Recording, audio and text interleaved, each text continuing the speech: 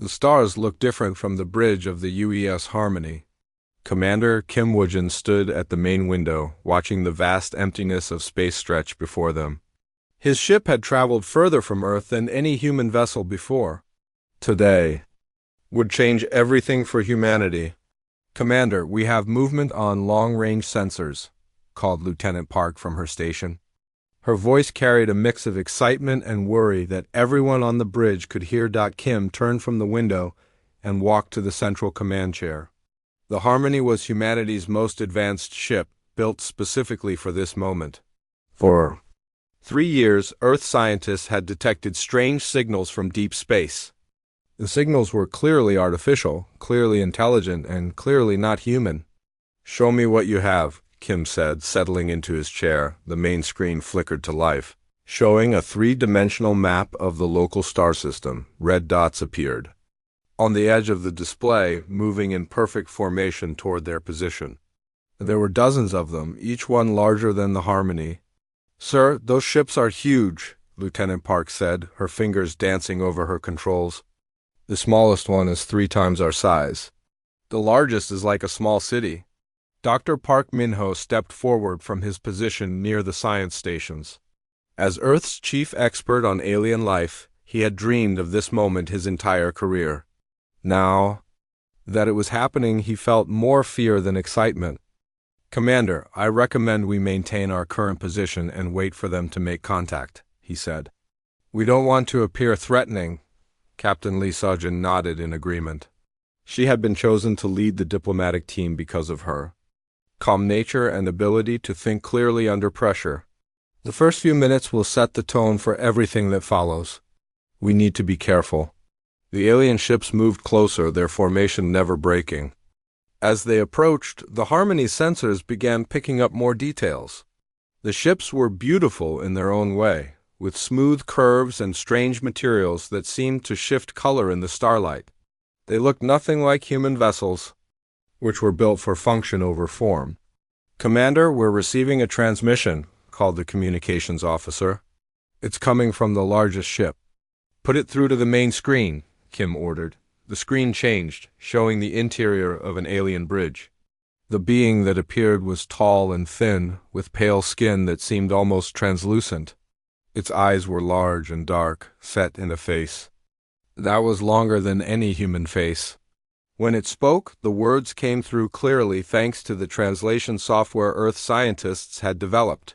"I am Ambassador Veltar of the Galactic Coalition," the alien said. Its voice was smooth and cold. "You are the species known as humans, from the planet you call Earth." Kim stood up from his chair. "I am Commander Kim Woojin of the United Earthship Harmony. We come in peace, seeking friendship with other intelligent life." Veltar made a sound that might have been laughter, but there was no warmth in it. "Peace, friendship, these are concepts for equals, Commander. The Galactic Coalition has evaluated your species. We find you to be primitive, violent, and unsuitable for independence." The words hit the bridge crew like a physical blow. Dr. Park stepped forward, his scientific curiosity overcoming his caution. "Primitive? We've developed faster than light travel, advanced computing systems, and unified our entire planet under one government." "Impressive for such a young species," Veltar replied. "But you have achieved in decades what took us centuries. This shows poor development, not superior ability.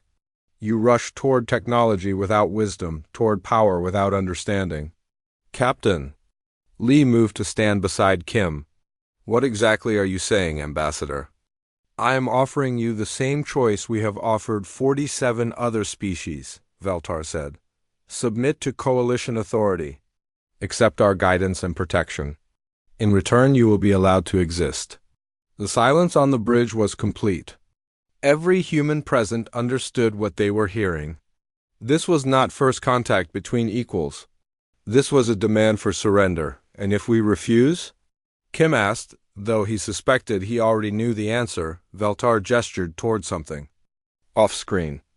A moment later, the Harmony's sensors detected movement from the alien fleet.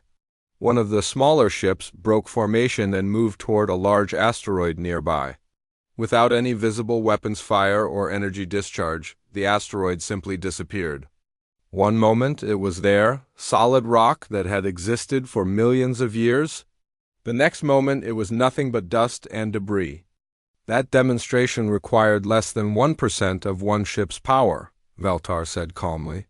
Your entire fleet could not scratch the hull of our smallest vessel. Your weapons are toys. Your defenses are meaningless. You cannot fight us. You can only choose to live or die? Dr. Park felt his mouth go dry.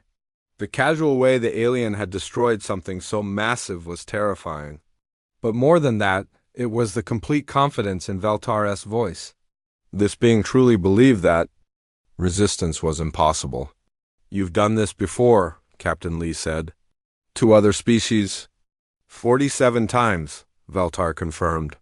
Some chose wisdom and accepted our guidance immediately. Others required more convincing. None chose extinction. In the end, they all saw reason. Kim looked around at his crew. He saw fear in their eyes, but also something else.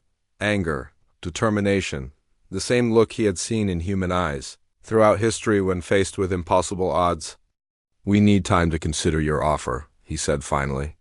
Of course, Veltar replied. Your species is known for deliberation. We grant you 72 of your hours. Return to your home system. Discuss with your leaders. When we arrive at your planet in 1 week, we will expect your answer. The transmission ended, leaving the bridge in darkness except for the glow of instrument panels. Outside, the alien fleet began to move, not toward Earth but toward the edge of the system. They were confident enough to leave, certain that humans would see the futility of resistance. Commander, Lieutenant Park said quietly, what do we do now? Kim looked out at the stars again, but now they seemed different. Not empty, but full of threats. Full of species that had faced the same choice and made the same decision. Somewhere out there were 47 civilizations that had chosen to kneel rather than fight. Now we go home, he said, and we prepare to give them an answer there. Not expecting. As the Harmony turned toward Earth, none of the crew spoke about what that answer might be, but they all knew. Humanity had never been good at accepting the impossible. They had never been wise enough to surrender when the odds were against them. The aliens were about to learn something new about the universe. Some species, when pushed to the edge, chose to push back. The emergency session began at midnight in Geneva. President Yoon Jae sat at the head of the long table, her face showing the weight of the decision before them. Around her, the leaders of every major nation on Earth waited in silence. The room that usually echoed with arguments and political debates was now completely quiet. Commander Kim's report has been verified by our deep space monitoring stations, General Choi Hyun-woo said, breaking the silence. He stood near a large screen showing images of the alien fleet. The coalition ships are real. Their weapons are real. The threat is real. Dr. Park Min-ho cleared his throat nervously. He had returned to Earth just hours ago aboard the fastest ship humanity could build. The aliens believe we will surrender without a fight. Ambassador Veltar spoke to us like we were children who needed to learn better behavior. President Yoon leaned forward in her chair. Tell us again what you observed about them. Every detail matters now. They're tall, perhaps 2 meters, but very thin, Dr. Park said. Their movements were slow and careful. Their ship's interior was spotless, everything in perfect order. But there was something else.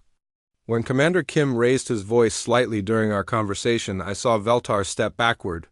General Choi made a note on his tablet. They might not be used to aggressive behavior. There's more, Dr. Park continued. Their ship had no visible damage anywhere. No wear marks, no scratches, nothing that would suggest they've been in real combat. Their weapons demonstration was powerful, yes, but it was against an empty asteroid. Prime Minister Chun from the Asian Alliance spoke up. What are you suggesting, Doctor? I'm suggesting that maybe they've never had to fight a real war. Think about it. 47 species surrendered to them. That's 47 times they won without actually fighting. The room stayed quiet as everyone considered this. President Yoon turned to General Choi. What's your assessment of our military capabilities against their technology? Honestly, Madam President, we can't match their ships in direct combat, General Choi replied.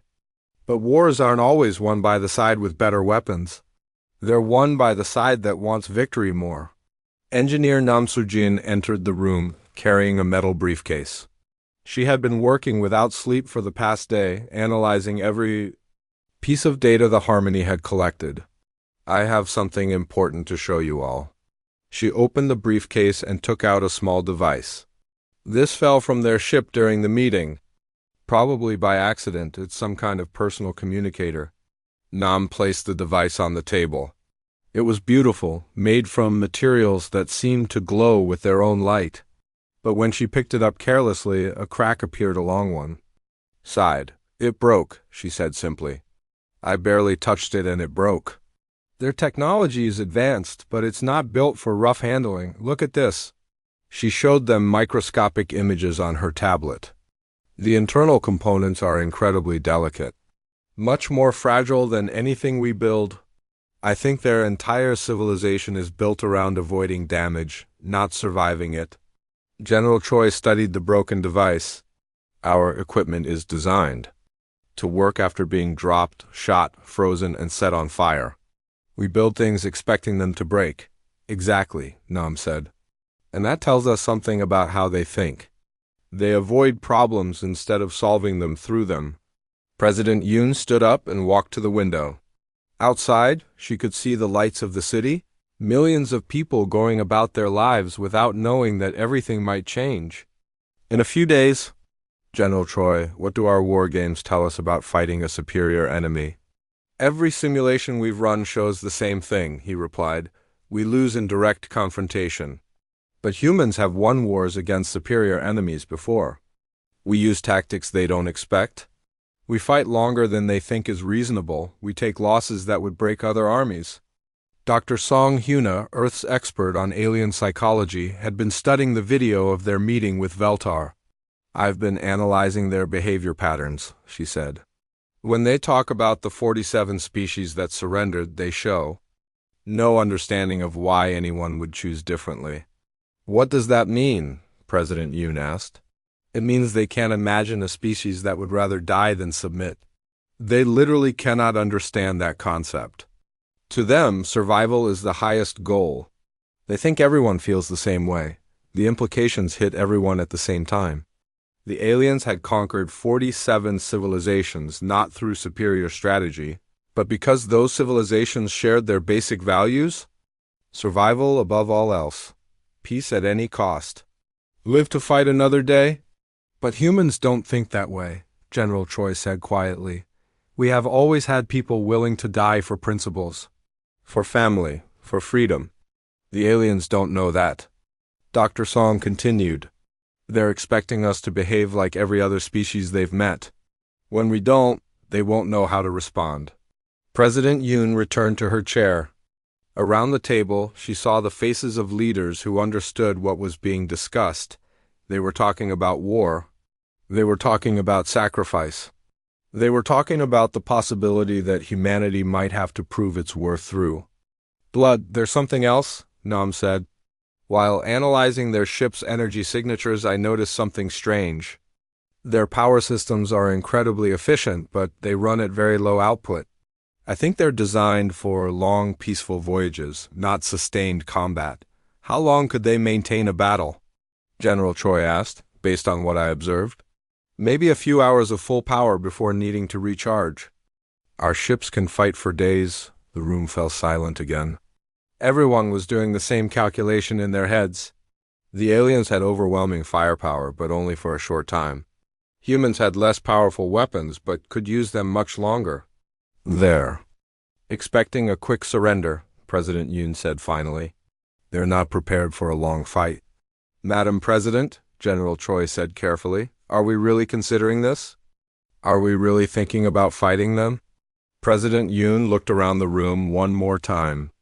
She saw fear in every face, but she also saw something else. The same thing Commander Kim had seen on his bridge: determination, stubbornness, the human refusal to accept the impossible. Yes, she said simply. Send word to all military commanders. Begin preparing for war. The aliens think they know us, but they're about to learn they were wrong. Outside the window, the sun began to rise over Earth. In 1 week, that sunrise would look very different. The asteroid belt between Mars and Jupiter had never been so busy. Captain Lim Soman watched from the command deck of the mining station as hundreds of workers moved through space in their protective suits. They were not mining anymore. They were building weapons. "Another platform is ready for deployment," reported Lieutenant Kim from the engineering station. "That makes 27 hidden defense platforms scattered throughout the system." Lim nodded as she watched a massive rail gun being attached to what looked like an ordinary asteroid. From the outside, it appeared to be just another piece of space rock. But inside, it contained enough firepower to damage even an alien ship. "The aliens will expect us to defend Earth directly," she said to her crew. "They won't think we'd put weapons this far out. They'll fly right past these platforms before they realize what they are." Admiral Ko Jinwoo's voice came through the communication system from his flagship near Saturn. "All stations, this is Admiral Ko. Enemy fleet has entered our solar system. They're moving exactly as we predicted, straight toward Earth in a standard formation." Lim felt her heart beat faster. The alien fleet was huge, just as Commander Kim had reported. Hundreds of ships moving together like a wall of metal and energy. But she also noticed something important. They were moving in a perfect formation, with no scouts ahead and no ships watching their sides. "They're not expecting an attack," she said to herself. "They think we're already beaten." On Earth, Dr. Song Hyuna sat in an underground bunker filled with computers and communication equipment. Her job was to listen to alien communications and learn everything possible about how they thought. What she had discovered in the past week had shocked her. "General Choi, you need to hear this," she called to the military leader who was coordinating the defense of Earth. General Choi walked over to her station. "What have you found, Doctor?" "I've been analyzing their radio chatter. For days, the aliens are talking to each other like this is a routine mission. They're discussing what they'll do after we surrender. They've already divided up our planet among different coalition species." She played a recording of alien voices speaking in their own language, with computer translations appearing on the screen. The aliens were calm, almost bored. They talked about human cities like they were vacation destinations they planned to visit after the conquest was complete.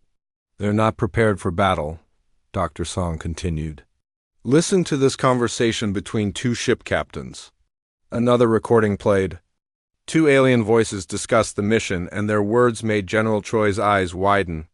They were complaining about having to travel so far from home for such an easy assignment. One captain said he hoped the humans would surrender quickly so they could return to their families. "They think this is a waste of time," General Choi said. "They've never had to fight for victory before. There's more," Dr. Song said. "I've identified their command structure. They have one supreme commander who gives orders to ship captains, but the ship captains don't make their own decisions. They wait for orders for everything." General Choi understood immediately. If we can disrupt their command ship, the rest of their fleet won't know what to do. Meanwhile, in the outer system, the alien fleet continued its steady approach toward Earth. Ambassador Veltar stood on the bridge of his massive command ship, watching the blue planet grow larger on his screen. Around him, his officers worked quietly at their stations. "Have the humans sent any message of surrender?" he asked his communication officer. "No, Ambassador. They have remained completely silent since our arrival." Veltar made a sound of annoyance. "Perhaps they need another demonstration of our power. Target one of their outer planet installations and destroy it." "Sir," the weapons officer said. "There don't appear to be any installations on the outer planets. Our sensors show only empty space and natural objects." "Impossible. Every spacefaring civilization builds outposts throughout their system. Scan more carefully." The weapons officer adjusted his controls and scanned again. "Still nothing, Ambassador. Only asteroids and empty space." Veltar felt a moment of confusion. Every species the Coalition had conquered before had built obvious military bases and defensive stations. The humans appeared to have no defenses at all beyond their home planet. They must be even more primitive than we thought, he said finally. Continue toward their world. We will end this quickly. Back on Earth, President Yoon Jae stood in the war room deep beneath the capital city. Around her, screens showed the positions of every human ship and hidden weapon platform throughout the solar system. The alien fleet appeared as red dots moving steadily toward the center of the system. They're passing through the asteroid belt now, reported the tactical officer. Our hidden platforms are tracking them but remaining silent as ordered. Good, President Yoon said. Let them think we have no defenses out there. The surprise will be greater when we reveal what we've built. Commander Jang Woojin, the man chosen to coordinate Earth's mobile defense fleet, studied the alien formation carefully. They're flying like they're in a parade, he said. Perfect lines, no combat. Spacing, no defensive posture at all. Have you ever seen anything like it? President Yoon asked. Never, in human military history, no fleet would approach an enemy system like this. They're completely exposed to attack from any direction. Engineer Nam Soo-jin looked up from her technical station. I've been studying their energy signatures as they get closer. Their ships are running at minimal power levels. Weapon systems are completely offline. They're not even ready to fight. They don't think they need to be ready, General Choi observed. They expect us to surrender before any fighting begins. President Yoon watched the red dots on the screen move closer to Earth. In a few hours, the alien fleet would be in position for their final ultimatum. They would demand surrender and expect humanity to submit like 47 other species before them. All units, this is President Yoon. She said into the communication system that reached every human ship and station in the solar system. The aliens are about to learn something new about our species. They think fear will make us surrender. They think superior technology guarantees victory. They think we will behave like every other species they have conquered. She paused, looking at the faces around her. Military officers who had trained their entire lives for this moment. Scientists who had worked without sleep to give humanity every possible advantage. Engineers who had built weapons in secret throughout the solar system. They are about to discover that humans are different. We do not surrender because the odds are against us. We do not give up because the enemy is stronger. We fight because that is who we are. The alien fleet continued its approach, completely unaware that they were flying into a trap designed by a species that had never learned to quit. The ultimatum came at exactly noon Earth time. Ambassador Veltar's image appeared on every screen across the planet, his cold eyes staring at billions of humans who had gathered to hear his final demand. People of Earth, Veltar said in his smooth, emotionless voice, your leaders have had 1 week to consider our generous offer. The time for decision has arrived. Surrender now and accept coalition guidance, or face the consequences of your defiance. President Yoon Jae stood in the war room, surrounded by her military commanders. She looked at the screen showing Veltar's confident face, then at the tactical display showing hundreds of alien ships positioned around Earth like a giant fist ready to squeeze. Send our response, she said quietly to the communication officer. The message that went back to the alien fleet was simple. Just 2 words that would change everything. Come and take it. Veltar stared at the screen in his command center, confusion clear on his alien features. What does this mean? He asked his officers. Come and take what? His intelligence officer quickly consulted their database of human languages and cultures. Ambassador, it appears to be an ancient human phrase used to reject demands for surrender. It means they will not give up willingly. Impossible, Veltar said. No species chooses extinction over submission. Send the message again. Perhaps they misunderstood. Sir, they are broadcasting the same response on all frequencies? The humans are refusing to surrender. Veltar felt something he had never experienced. Before in 47 conquests, uncertainty, every other species had surrendered. Immediately when faced with the coalition's overwhelming power, the humans were doing something completely unexpected. Very well, he said finally, begin the attack. Disable their military installations and government centers. When they see their defenses crumble, they will reconsider. The alien fleet moved into attack formation with practiced precision. Their weapons powered up for the first time since entering the human system. Energy signatures blazed across space as hundreds of ships prepared to demonstrate the futility of human resistance, but the humans were already moving too. Lieutenant Bei Minji sat in the pilot seat of her small fighter craft, hidden behind one of Jupiter's moons. Around her, 50 other pilots waited for the signal they had trained for their entire careers. They were the first wave, the sacrifice that would make victory possible. "All Sparrow units, this is Control," came the voice from Earth. "You are cleared for Operation Hammer. Show them what humans do when cornered." Bei pushed her fighter to maximum speed, racing toward the alien fleet with her squadron behind her. Their ships were tiny compared to the massive alien vessels, like insects attacking giants. But the insects carried stings. "Target the command ship," they called to her. "Pilots, everything we have, right into their bridge." The alien sensors detected the approaching fighters, but the weapons officers hesitated. These tiny craft posed no real threat to their massive ships. It would be like using a cannon to kill a fly. That hesitation cost them everything. Bei's fighter slammed into the alien command ship's communication array at nearly the speed of light. The explosion that followed was not large by space combat standards, but it severed the connection between Veltar and half his fleet. 3 more fighters followed her sacrifice. Their modified engines turned into guided bombs that tore through alien hull plating never designed to withstand suicide attacks. The aliens had built their ships to intimidate enemies into surrender, not to survive desperate assault by beings with nothing left to lose. What happened? Veltar shouted as alarms filled his bridge. "How did such small craft damage our ship?" "Sir, they flew directly into us at maximum speed," his tactical officer reported, disbelief clear in his voice.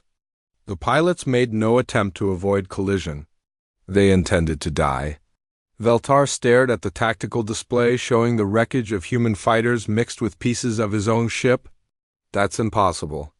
No rational being chooses certain death for such minimal damage." But across the alien fleet, the impossible was happening again and again. Pilot Oh Sung-jae rammed his damaged fighter into an alien destroyer's engine compartment, causing a chain reaction that crippled the vessel. His last transmission was laughter as his ship disappeared in nuclear fire. Commander Jang Woojin watched the first exchange from his position commanding Earth's Mobile Defense Fleet.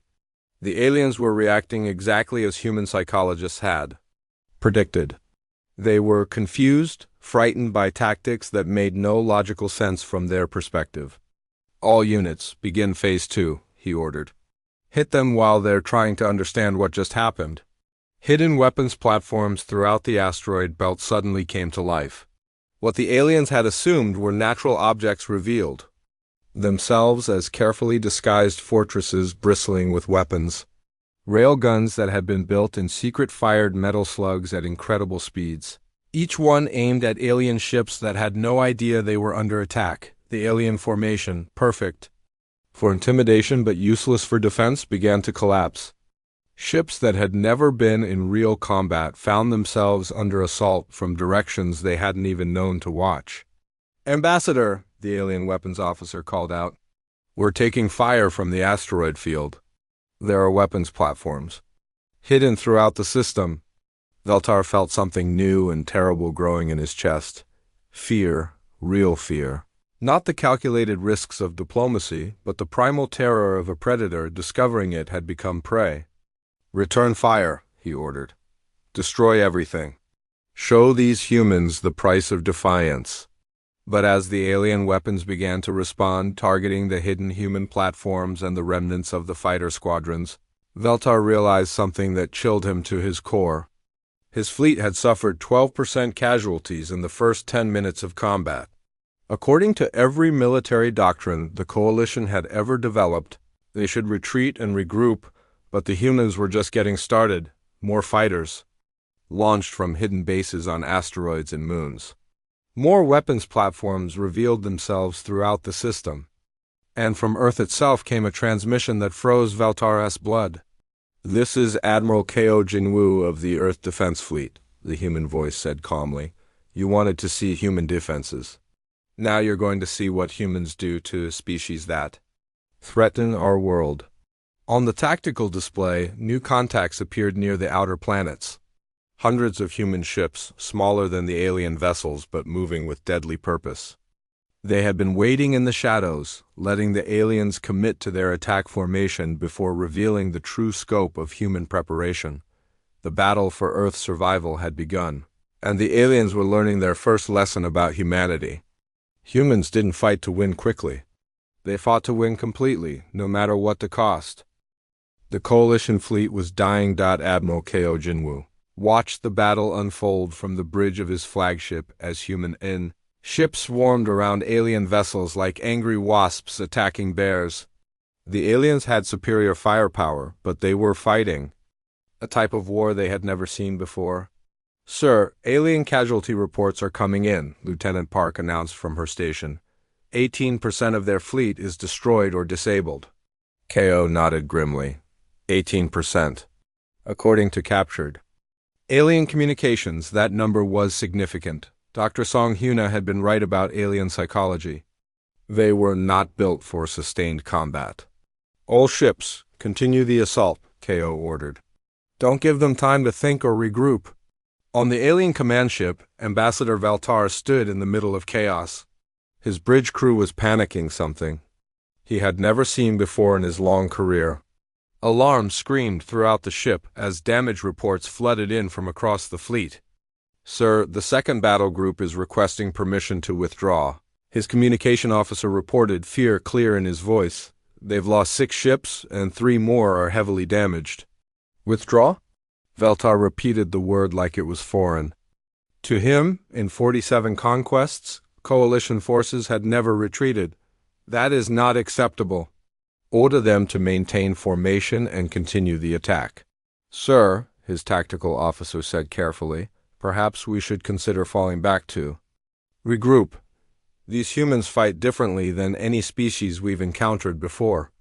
Valtar turned to stare at the officer, his large eyes filled with something between rage and terror. "We do not retreat. We are the Galactic Coalition. We do not lose to primitive species." But even as he spoke those words, more reports came in. The humans had divided their forces into small groups that struck quickly and then disappeared before the aliens could respond. They used the asteroids and debris in their system like cover, appearing from unexpected directions to attack alien ships that were designed for straightforward battles. General Kim Tae-ho, commanding the human forces from Earth, smiled as he watched the tactical display. The aliens were making every mistake human military history had taught them to avoid. They were fighting the last war, not this war. "Target their command vessels," he ordered. "Every species that relies on central command falls apart when the leaders are removed." Captain Park Sahi led her squadron in a direct assault on an alien heavy cruiser. Her ships were outnumbered and outgunned, but she had something the aliens didn't understand: the willingness to trade her life for victory. "All units, ram the command deck," she ordered as her damaged ship's engines began to fail. "Make them pay for every meter of space." Her ship slammed into the alien cruiser's bridge section, the explosion visible from thousands of kilometers away. The alien ship, built for intimidation rather than battle damage, broke apart under the impact. Its crew, trained for easy conquests rather than desperate struggles, died without understanding why the humans would make such sacrifices. Dr. Shin Yong-ho monitored alien communications from his position in the underground command center. What he heard made him smile for the first time in days. "General Kim, you need to hear this," he called out. The recording he played was from an alien ship captain to his fleet commander. The alien voice was high with panic as he reported that his crew was refusing to continue the attack. They had never seen casualties like this before. They had never been in a battle that lasted more than an hour. "Sir," the alien captain said, "my crew is saying this is madness. We've lost more ships in this one battle than we lost in the last 10 conquests combined. The humans won't stop fighting. Even when their ships are destroyed, the crews keep trying to damage us. The fleet commander's response was equally panicked. All ships maintain formation. Continue the assault. The humans must surrender soon. But Dr. Shin was already analyzing other transmissions. Across the alien fleet, the same conversations were happening. Crews that had never been in real danger were breaking down psychologically as human forces continued their relentless attacks. "They're starting to crack," he reported to General Kim. "Their entire military doctrine is based on quick victories through intimidation. They don't know how to fight a real war." The proof came 30 minutes later when the first alien ship turned away from the battle, then another. Then an entire squadron began moving toward the outer system, abandoning their positions without orders. "Sir," Veltar's communication officer said, his voice barely above a whisper, "the Sixth Fleet is withdrawing. They're not responding to our orders to return to formation." Veltar stared at the tactical display, watching red symbols representing his ships scatter like leaves in a windstorm. This had never happened before. Coalition forces did not retreat. They did not abandon their positions. They certainly did not ignore direct orders from their commanders. "How many ships have we lost?" he asked quietly. 22% destroyed. "Another 15% too damaged to continue fighting," came the reply. 22%. More than any coalition force had ever lost in battle. More than they had lost in the entire conquest of the previous 10 species combined. And the humans were still attacking, still throwing their ships and their lives at alien forces with a determination that defied all logic. "Sir," his tactical officer said carefully, "the humans are broadcasting something on all frequencies." The transmission appeared on the main screen. It was President Yoon-jae speaking from somewhere on Earth. Behind her, the human flag hung on the wall, untouched despite the battle raging in space above her world. "To the Galactic Coalition," she sighed, her voice calm and steady. "You came to our system expecting easy victory. You thought we would surrender like the 47 species before us. You were wrong." She paused, looking directly at the camera with eyes that held no fear, only determination. "We are humans. We do not surrender. We do not give up. We do not kneel to anyone who demands it. You can destroy our ships, you can kill our people, but you cannot break our will. Every human who dies today dies fighting. Every ship you destroy takes one of yours with it. This is who we are." The transmission ended, leaving Veltar staring at a blank screen. Around him, his crew worked in frightened silence as more damage reports came in.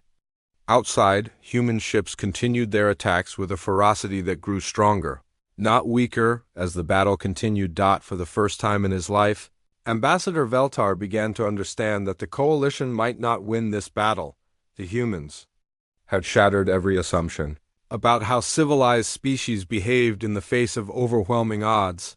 They had turned warfare from a political tool into a test of will, and the coalition was failing that test. The final assault began at dawn Earth time. Admiral Kwon Jun had waited through the night, watching alien forces scatter and regroup in confusion. Now, as the sun rose over humanity's homeworld, she prepared to teach the Galactic Coalition the most important lesson in human history. "All ships, this is Admiral Kwon," she broadcast to the combined human fleet. "The enemy is broken but not defeated. Today we finish what they started. Today we show the galaxy what happens when you threaten human freedom." 300 human ships moved as one toward the remaining alien forces. They were smaller than the enemy vessels, damaged from hours of combat, running low on ammunition and energy. But they carried something the aliens had never faced before. The absolute certainty that they would rather die than lose. Ambassador Veltar watched the approaching human fleet from his damaged command ship. His forces outnumbered the humans 2-1, but he no longer felt confident in those numbers. Too many of his captains were asking permission to retreat. Too many crews were showing signs of psychological collapse. "Sir, incoming transmission from the human fleet," his communication officer reported. Put it through, Veltar said, though. He dreaded what he might hear. Admiral Quan appeared on the screen, her uniform torn and bloodied from battle damage to her ship. Behind her, human crew members worked frantically at their stations, smoke and sparks filling the air around them. Ambassador Veltar, she said, her voice carrying across space with perfect clarity. Your forces have fought bravely, but this ends now. We are offering you one chance to withdraw from our system peacefully. Veltar felt his hands shake with rage and fear. You dare offer terms to us? Your fleet is outnumbered. Your ships are damaged. You cannot win. Quan smiled, and there was something in that expression that made Veltar's blood run cold. We don't need to win, Ambassador. We just need to make sure you lose, watch, and learn. The human fleet suddenly split into dozens of smaller groups, each one racing toward a different alien ship. But instead of trying to destroy them, they did something that horrified the alien commanders. They began ramming attacks, turning their own vessels into guided missiles. Captain Liu Jihun drove his destroyer directly into the side of an alien battlecruiser, his ship's engines overloading in a controlled explosion that tore through alien. HFY all armor. His last words were broadcast across the entire human fleet. For Earth, for humanity, for freedom. The alien ship, never designed to withstand such desperate attacks, broke apart in sections. Its crew, who had expected an easy conquest, died screaming in languages the humans couldn't understand but didn't need to. They're all insane, Veltar whispered, watching ship after ship sacrifice itself to damage his forces. They're all completely insane. But the human attacks weren't random suicide charges. They were carefully planned strikes using captured alien technology. Engineer Nam Sujin had spent weeks analyzing alien ship designs, finding weak points that human forces could exploit. Hit their power cores, came the tactical broadcast from Earth. Every alien ship has the same vulnerability. Drive them into the core sections. Pilot after pilot followed those orders, their ships disappearing in nuclear fireballs that took massive alien vessels with them. The aliens who had built their ships for show rather than survival watched their fleet dissolve under attacks. They couldn't comprehend or counter. Sir, Veltar's tactical officer said, his voice breaking with terror, we've lost 40% of the fleet. The remaining ships are requesting immediate withdrawal. Veltar stared at the tactical display, trying to understand how this had happened. The coalition had superior technology, overwhelming numbers, the experience of 47 conquests. They should have won easily, but the humans had something the coalition had never encountered. They had the willingness to pay any price for victory. They didn't fight to minimize losses or achieve political goals. They fought as if their entire species depended on the outcome of this single battle. All ships, fall back to the outer system, Veltar ordered, his voice hollow with defeat. Prepare for emergency jump to coalition space. The retreat began immediately, alien ships racing away from Earth as fast as their engines could carry them. But the humans weren't finished. Admiral Quan's remaining forces pursued the fleeing aliens, continuing to attack even as their own ships fell apart around them. Sir, Quan's tactical officer reported, the alien fleet is breaking up completely. Individual ships are jumping to hyperspace without coordination. Quan nodded, watching the last alien vessels disappear from her sensors. Around her, the bridge crew cheered, but she felt no joy. Too many good people had died to reach this moment. Send a message to Earth, she ordered. Tell them the system is clear. On Earth, President Yoon Jae stood in the ruins of the command center, which had taken a direct hit during the battle's final stages. Around her, her surviving staff worked to coordinate relief efforts for the millions of casualties the war had cost. Madam President, General Kim reported, long-range sensors confirm the alien fleet has left our system. We've won. Yoon looked at the tactical display showing the debris field where hundreds of human and alien ships had died. The victory had come at a terrible cost, but it was complete. The Galactic Coalition had been defeated by a species they had assumed would surrender without a fight. Send a message to the Coalition homeworlds, she ordered. Tell them that humanity is willing to discuss peace but only as equals. Tell them that any future attempts to conquer us will be met with the same response. Weeks later, Ambassador, Veltar stood before the Coalition High Council, trying to explain the impossible. How a primitive species had defeated the mightiest fleet in the galaxy. How beings with inferior technology had broken an empire that had conquered 47 worlds. The humans don't think like us, he said to the assembled alien leaders. They don't value survival above all else. They don't surrender when the odds are against them. They fight as if every battle is their last, as if losing is worse than dying. The High Counselor, an ancient being from the first species the Coalition had conquered, leaned forward in his chair. What are you saying, Ambassador? I'm saying we were wrong about everything. We assumed all species would behave like us, value what we value, fear what we fear, but humans are different. They would rather die fighting than live in slavery. They cannot be conquered because they will not accept conquest. The chamber fell silent as the implications sank in. The Coalition's entire expansion had been based on the assumption that all intelligent life shared their basic values. The humans had shattered that assumption with their fists and their blood and their absolute refusal to surrender. What do you recommend? The High Counselor asked. Peace, Veltar said simply. We offer them partnership, not conquest. We treat them as equals, not subjects, because the alternative is a war that will destroy us both. The message that went out to Earth the following day was simple. The Galactic Coalition requested a peace treaty and offered humanity membership as an equal partner in galactic civilization. They had learned, at terrible cost, that some species could not be conquered. President Yoon read the message in her rebuilt office. Looking out at a Earth scarred by war but still free, the human? FIST had indeed shattered alien assumptions about what humanity was capable of. The galaxy would never underestimate humans again.